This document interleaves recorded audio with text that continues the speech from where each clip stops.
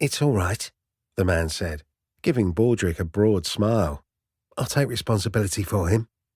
Baldric grunted once, giving Nicky an unfathomable look before turning and walking away. Nicky glanced at the newcomer uncertainly. Who are you? Nedra Daneshvar, the man said. Curious despite himself, Nicky could not help looking at him.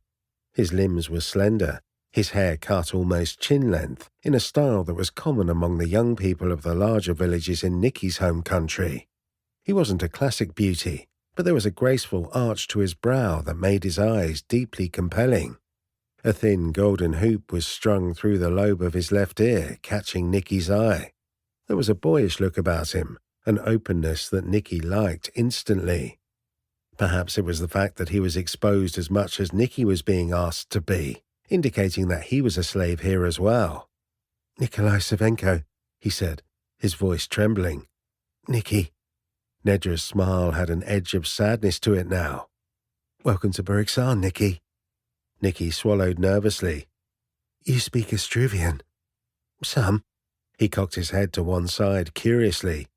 How are you with the Greater Argosian dialect? Nicky shook his head. Argosia was a large country and a powerful one. Merchants from across its borders had been common in Estruvia even before the war. It was common for children to pick up a passing knowledge of the Argosian language, at least to some degree. Enough to get by, I think. Good.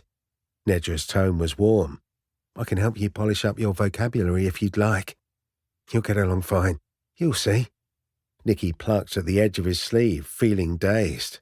Too much had happened in these past days. Too much had been lost. He felt cut adrift from everything he'd ever known. I don't know what to do, he admitted. Something like compassion flickered in Nedra's eyes. First you have to undress. Nicky stared at him, his face heating. I don't know if It's not just you. None of the slaves are allowed to wear clothes here. Lowering his gaze, Nicky slid his outer tunic off and then the one underneath.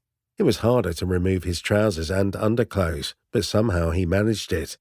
This was the choice he had made after all. Survival. He'd known from the moment he'd first made the decision that it would come with a price.